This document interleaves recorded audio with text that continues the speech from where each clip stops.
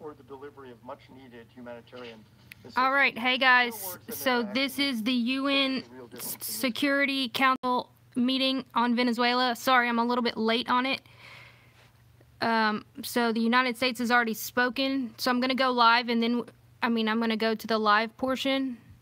But at this point, no one has supported the U.S. on this. Antagonism or become a tool in the political dispute that is being coaxed by some external parties. I will go backwards to where y'all can hear what the other ones had to say. Hey, what's up? What's up? Humanitarian aid should not be used for the political ends of parties to the crisis. Let's go ahead and just go. Y'all want to just go back? Yeah, let's go back and hear what some of the other ones had to say. Can show its neutrality. To those council members. So, creepy right here. When did he start? Let's hear what this fool's got to say. War criminal, war criminal. But it is very my gosh, how long did he talk? Intentions and briefing. Gee.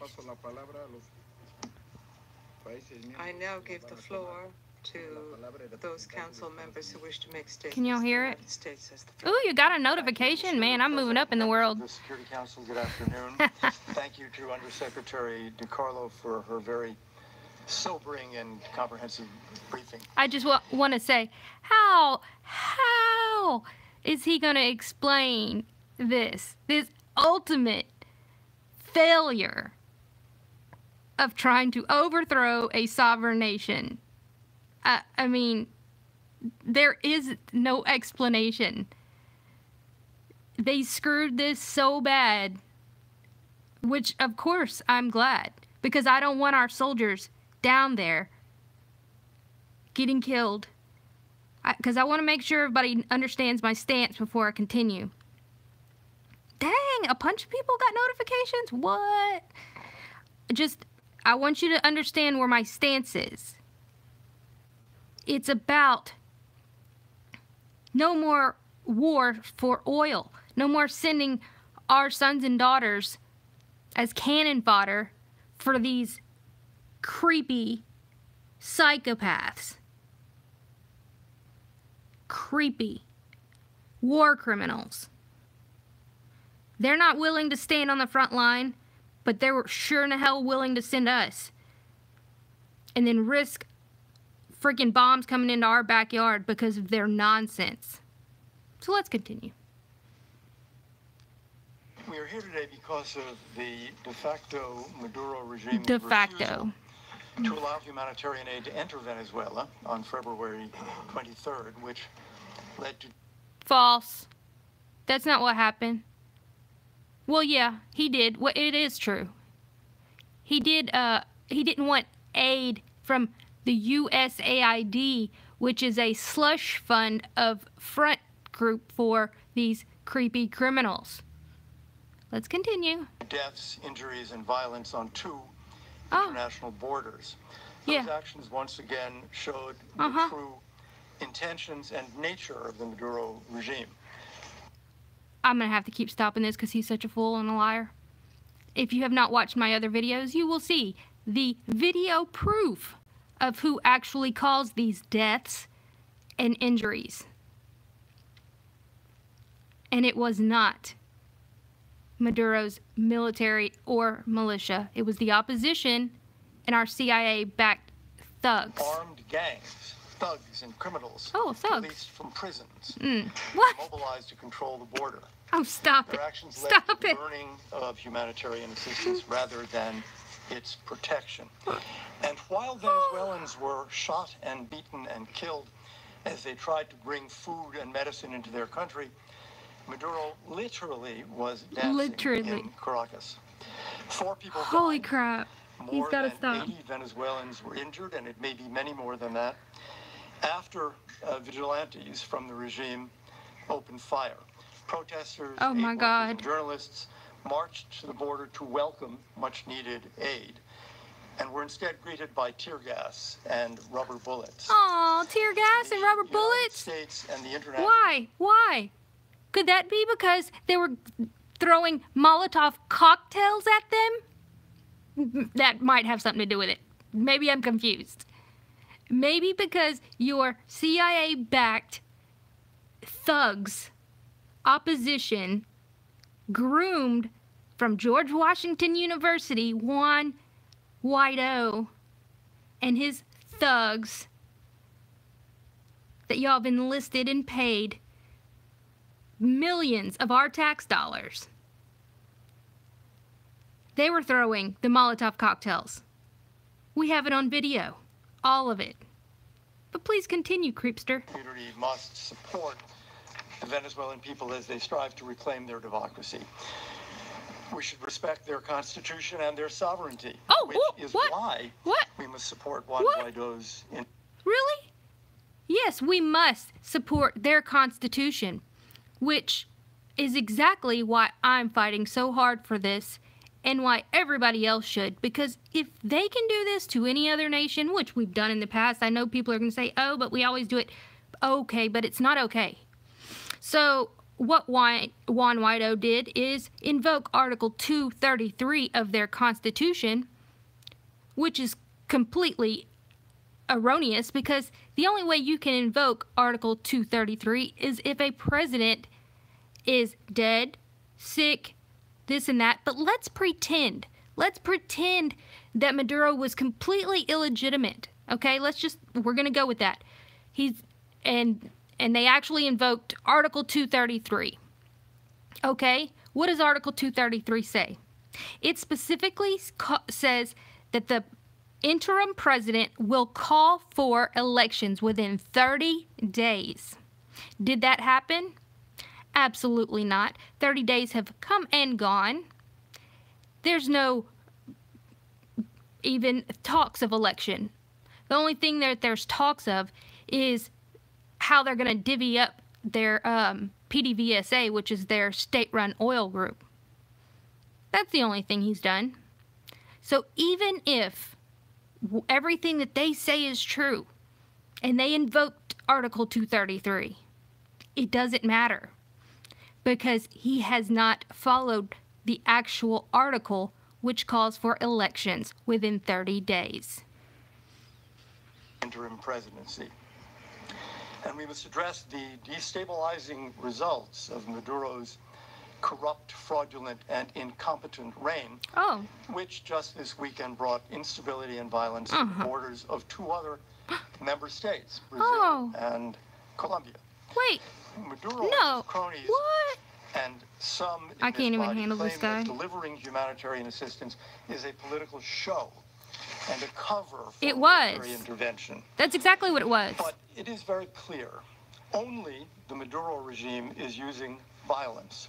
Wrong. Only the regime has called in both its security forces and armed gangs. Only the regime has betrayed Venezuelan independence and sovereignty by submitting to the influence I want to reach through this dang thing.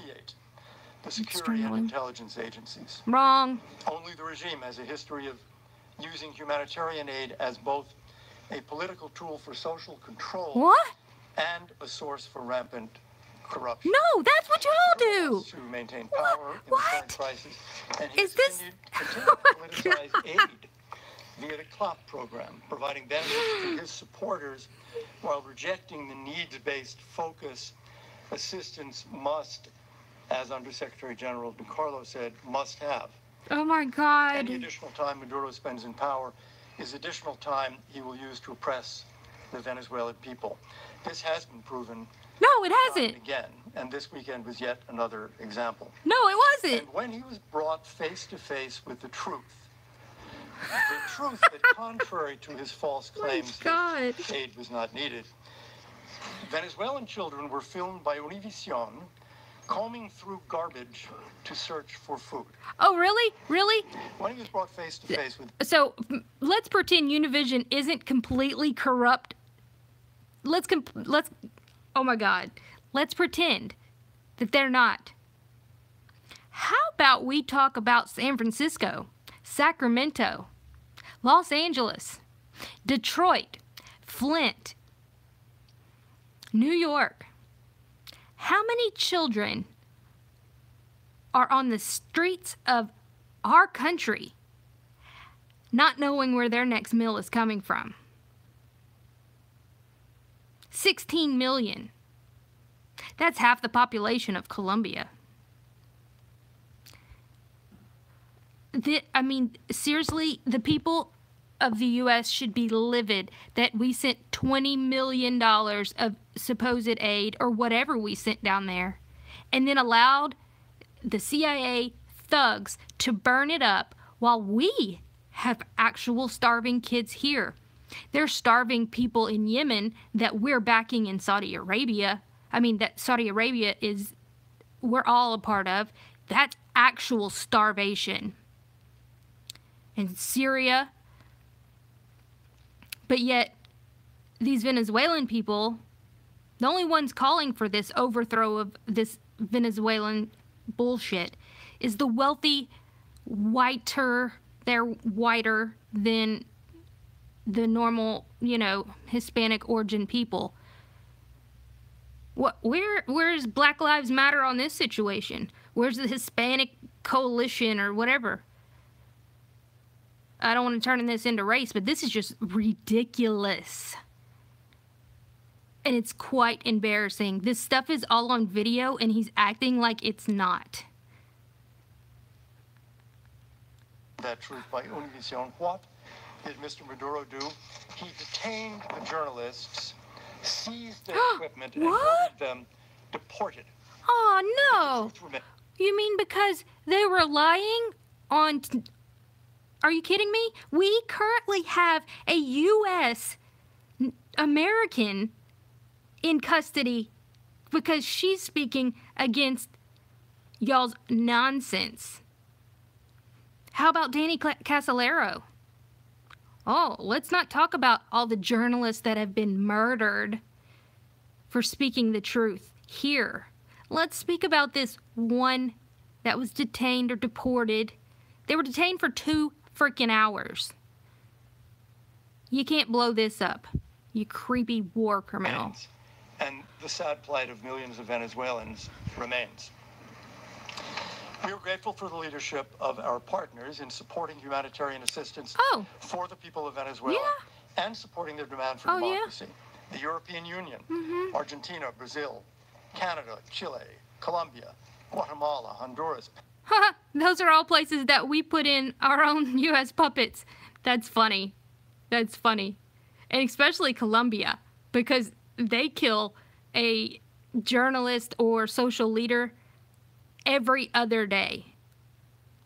Literally. And a child is murdered every single day in Colombia. If you haven't seen my video called The Worst Country to Grow Up as a Child in, you might want to check that out. But those are our friends. Panama, Peru, all swiftly condemned the use of violence and called for the delivery of much-needed humanitarian assistance. You mean like the 1,000 tons of assistance that was sent by Russia, Turkey, Spain, I don't know, all kind of other places? Oh, y'all don't want to talk about that, though, because because they just gave it to them. There was no ultimatum. No, oh, if you don't take our aid, then we're going to invade you. Their words and their actions can make a real difference in this crisis. The cure to this misery and tyranny is a free, fair, and transparent election that embraces exactly. We have veterans sectors of living society on our and streets. all political parties. That, of course, includes Chavistas, whose party I know there's no Hispanic coalition. I just made that up. I mean, you know what I mean. Itself by Maduro. We believe that both Guaido supporters and Chavistas can rebuild their country together, can construct a newly prosperous and democratic Venezuela. Like our democratic nation. Yeah. Of interim President Guaido. I'm not. Upon his return to Venezuela. Council members, it is our duty to... You play stupid games, you win stupid prizes. I don't think they've been hard enough on a random guy named Juan. I'm just being honest. Just like Pedro Carmona, the one that tried to do this back in 2002 to Hugo Chavez. You know what that evil dictator did? He put Pedro on house arrest for trying to overthrow his whole government. They were about to drop him off in the ocean and kill him. Yet, Chavez didn't sentence him to death. He put him on house arrest. I think they need to be a little bit harder on a random guy named Juan. What do y'all think would happen if somebody tried to overthrow our president, any president? You think they'd be walking around the streets? Just something to think about. To ensure that interim President Guaido is able to return home freely and safely. Now is the time to strengthen our commitment to the brave Venezuelan people. The brave ones that stood up for their country. The ones that did not defect and stood their ground for their country, for their people. In Venezuela and the region. We call on member states to consider what resources and tools they have to contribute to Venezuelan democracy and to pressure the illegitimate Maduro regime to peacefully step down. We ask that others join us in sanctioning those who've been involved in the violence. Yes, let's continue sanctioning them, because sanctions are meant to do what? Only hurt the poor people. Only hurt the people in general. That's why they're having these issues. Last weekend, and who are fattened by the spoils of the Maduro regime's corruption. Oh, yeah. We ask that member states contribute to addressing the humanitarian situation in Venezuela, as dozens of nations already have generously done.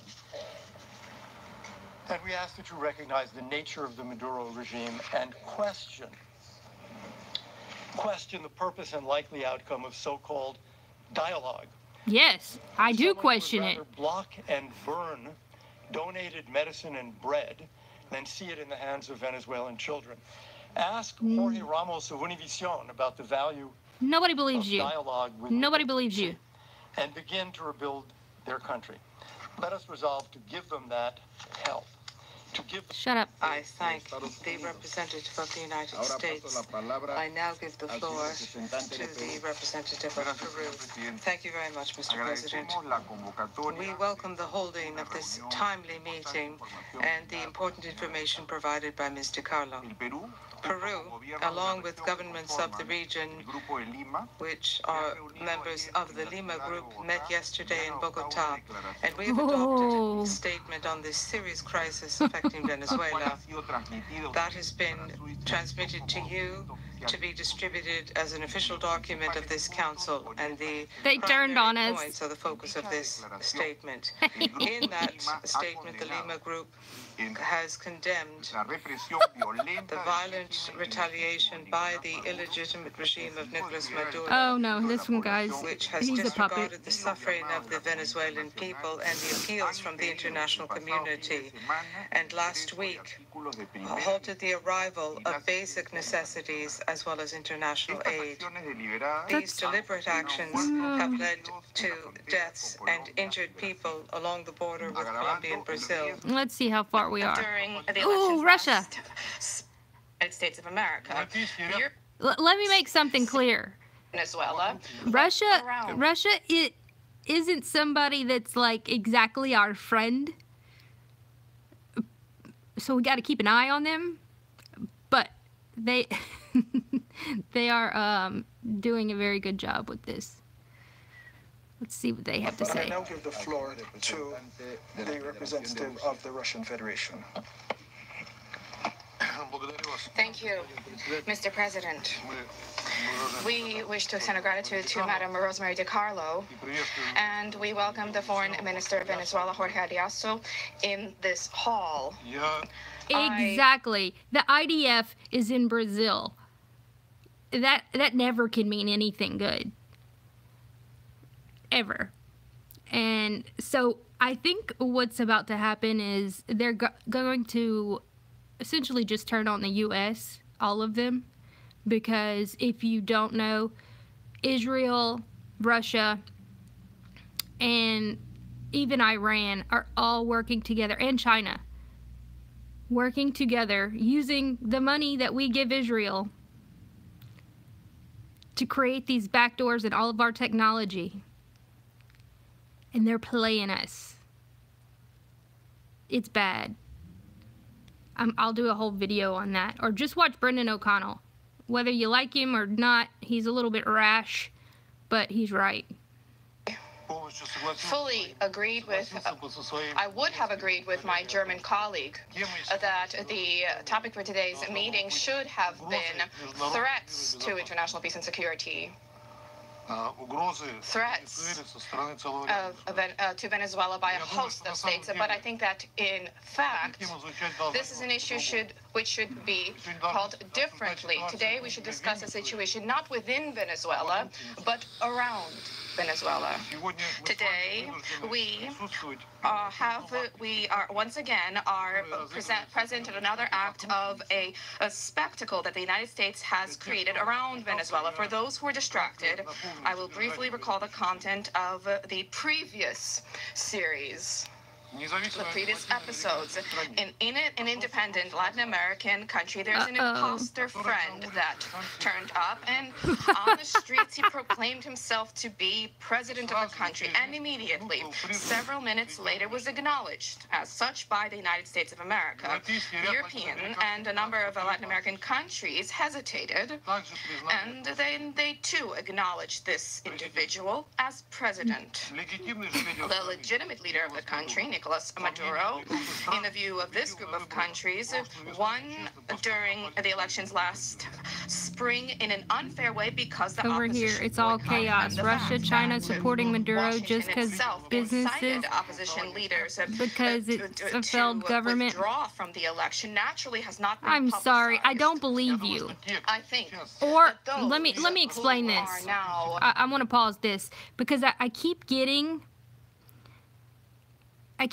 these supposed Venezuelans, and they may very well be.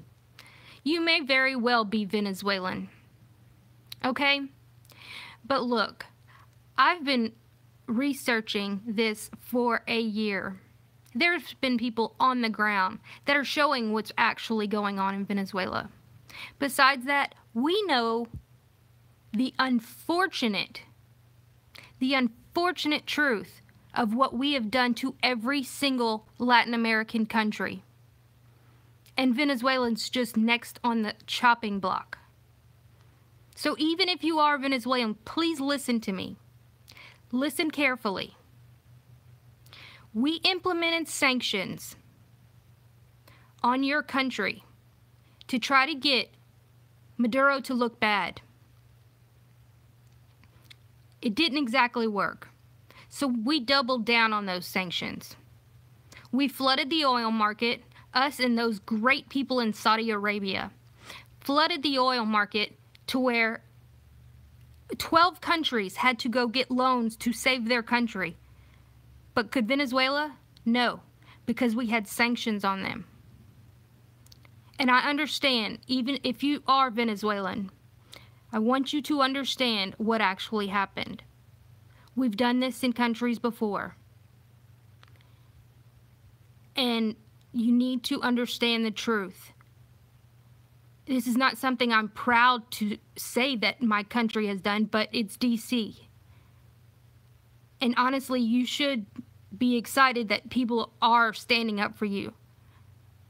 You need to look at Iraq pictures before and after, Syria before and after, Yemen before and after, Libya before and after, and see what your future country could possibly look like if people like me and others wouldn't be standing up to try to stop this. Because we could very well be preventing this because of what we're doing, because of all the coverage that we're giving it. Unfortunately, we didn't really know all the facts that were going on the ground in some other countries, and they happened before we could report on it. Luckily, we were able to catch this early enough and tell the truth about it. In 2015 is when they lifted the oil ban on our exports, which crashed the entire world market of oil. Instead of firming up on that oil, we flooded the market. Us and those great people of Saudi Arabia, yeah, they're not dictators. They're not terrible people. Okay, those are our buddies, right? Okay, so it crushed your market. And anybody that is actually for Juan Guaido are the people that are the wealthy people, and they are the ones they're just trying to, they want to keep their status. What dictator builds $2.5 million homes for the poor working class? Working class, not just handouts. Yes, the things have gone, your inflation rate's out of control. Why is that? Because of our sanctions. Not because of anything else. Is Maduro perfect? Absolutely not. No president is perfect. Has he done everything he can? In my mind, absolutely. I don't think anyone else could, Gaddafi, I would say Gaddafi and maybe a few others have been strong enough. And obviously Hugo Chavez, until he miraculously, he was murdered, died of cancer. So you need to be proud that you have a leader that is willing to stand for the people, no matter if they're rich or they're poor, and understand the truth. That the U.S. government, the Rothschild bankers, and all of these other people will collapse any nation that has natural resources, that doesn't do what they want.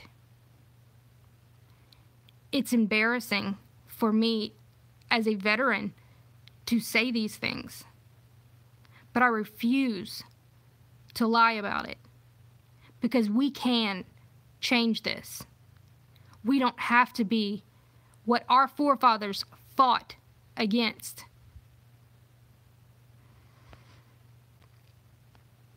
Expounding on the constitutional process and the legitimacy of the authority of Guaido on the basis of the Venezuelan constitution, understand that they sound hypocritical and legally null and void. It's a mockery.